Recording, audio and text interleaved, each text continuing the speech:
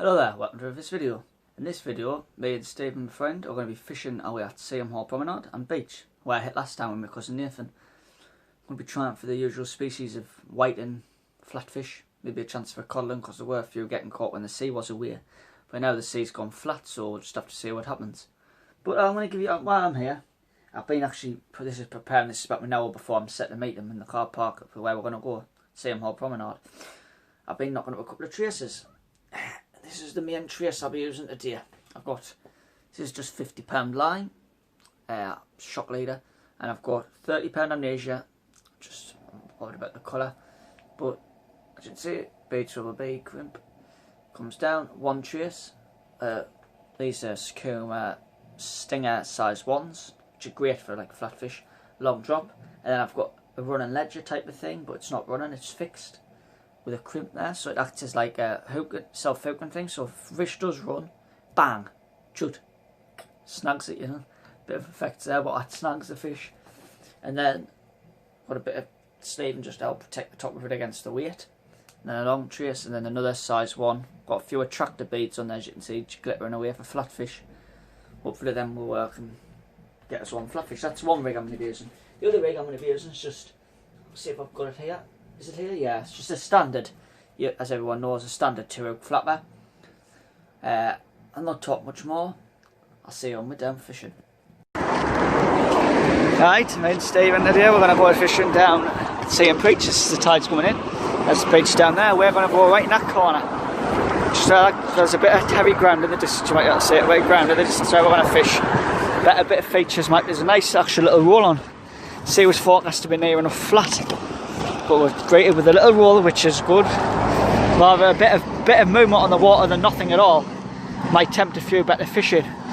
We've got all the baits there. We've got rag, mackerel, mussel, squid, and that's it really. But we're gonna have a good go. We've got about 3 hours before it comes dark, and we're gonna fish into dark, fish high tide, fish at high tide, and about an hour of the ebb, an hour and a half of the ebb, then go home. Hopefully we'll have a good session today. Just started fishing away at Seaham. A few people down here just get dog walks coming down at the time. My rod there, Stevens, my deck chair. Fishing away first cast, I'm straight out, Stevens went to the right. Tide, as you can see, is right in. Swell down there. See the groins either side, the mark and the beer. I'm marking a little bit of the beach. Nice beach to fish on this. I fished this last time and we got whiteys. I think I got a whitey, a flatty and a couple of flatties and a collie last time, so, and the sea's a lot better than it was last time because there's a bit of movement on it. It's not choppy, there's a bit of movement on it, a bit of swell I should say, which hopefully should put us in for a few fish. I've got braid on my rod so I can tell any little bite, and the problem is with the braid though, where there being a bit of movement on the top of the water, it's not my rod. Obviously I can tell a bite no problem, but it's giving us false bites, as I don't know if you would say. It's giving us false bites. You might be able to see on the camera. It's giving us false bites. I see the fences up. That's feather bed rock. It's a good rock mark. Stevie. Hey. There with rocks. All the tattle and all that's over there, as you can see. Got to fish into the night, and I'll give you an update if I get anything.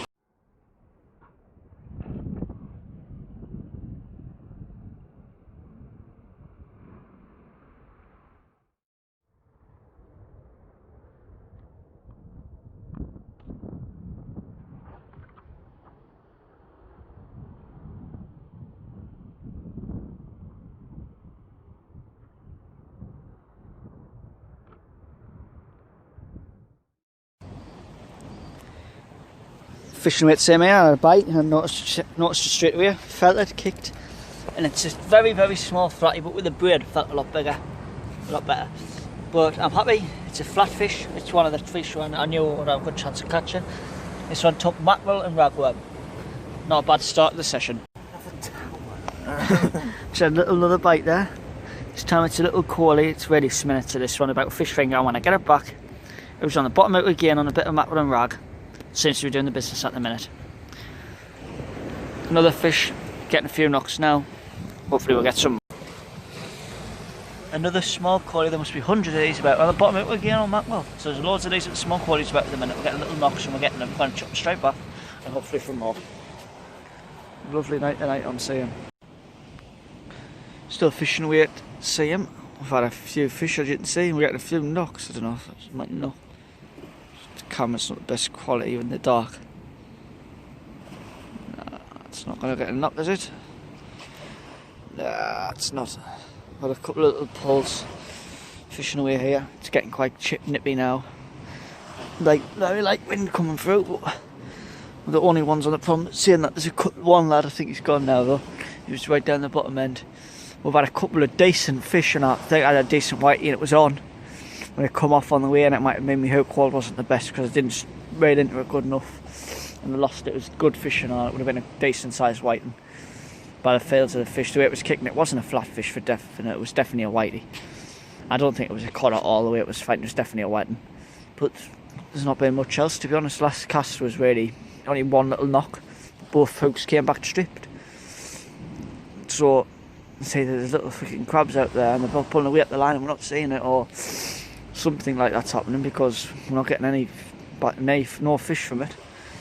And what was over the tide slack. The tide was slack, or was slack water because it was high tide. So guessing with it being slack tide, there's no current flowing. It'll have maybe put on the fish off. And now with the tide starting to ebb back out now, so hopefully it should bring in a few fish as the tide comes and pulls around the current in.